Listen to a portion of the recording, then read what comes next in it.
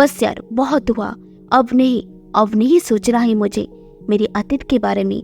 बुरी आदतें और अनुभव का बोझ जो हमारे वर्तमान पर छाया डाल रहा है और हमारे भविष्य को एक ना एक दिन बर्बाद जरूर कर लेगा। और कितने बार हमने खुद की गलतियां, दिल टूटना, पाया गया अवसर के बारे में सोचते रहेंगे और कितने बार हमने काल की भूल को आज की सुंदरता पर भारी होने देंगे। हमारे साथ जो हुआ है अतीत में, ये सोचना, दर्द लेना, ये मानव का स्वभाव है। लेकिन इसी अनुभव से सीखना, बढ़ना और विकास करना भी मानव के स्वभाव है। जो हो गया है हो गया, अतीत को दोबारा नहीं लिखा जा सकता है। हालांकि हम जो कर सकते हैं वो अतीत के साथ अपने रिश्ते, अपने आप को बदलना है। हम ये सोच सकते हैं कि हम इसके द्वारा कैद ना हो, इसे हमारे वर्तमान के आनंद और भविष्य की खुशी चुराने ना दे। सोचिए, आप एक पत्थर से भरा बैग लेके आगे चल सकती हो क्या? ये पत्थर भरी बैग आपके अतीत, दुख, दर्द सारे है, उसको छोड़ो और आगे बढ़ो।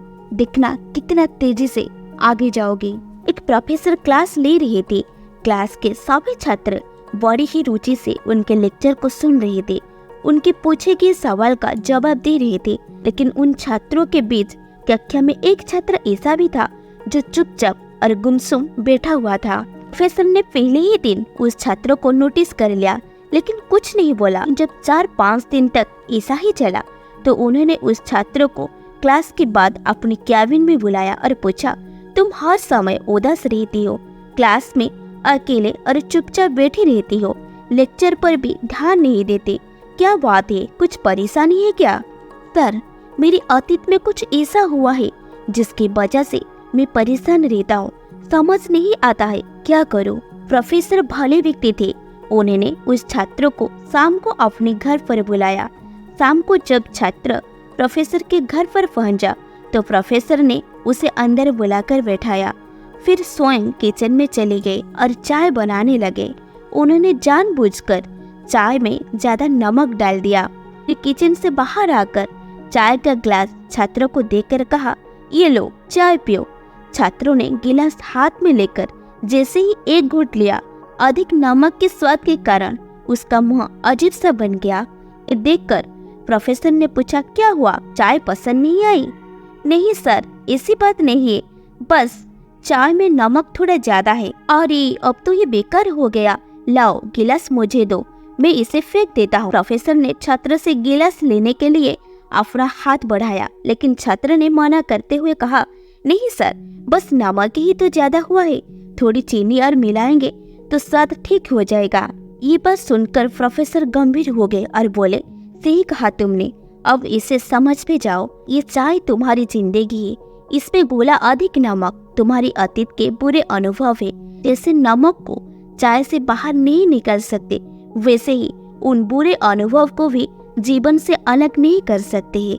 वो बुरे अनुभव भी जीवन का हिस्सा है, लेकिन जिस तरह हम चीनी डालकर चाय का स्वाद बदल सकते हैं, वैसे ही बुरा अनुभव को भूलने के लिए जीवन में मिठास तो घोलना पड़ेगा ना। इसलिए मैं चाहता हूँ कि तुम अब अपने जीवन में मिठास घोलो। प्रोफेसर की बात छात्रों को समझ आ गया। उसने निश्चय किया अब वो सारी बात को भूलकर आगे बढ़ेगा।